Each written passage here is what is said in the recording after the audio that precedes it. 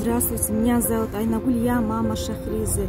Сейчас у нас ситуация очень сложная. Моей дочке требуется срочная операция, срочная, сложная и очень дорогостоящая по пересадке печени. Мы сейчас собрали только $5000. Помогите собрать остальную сумму, пожалуйста.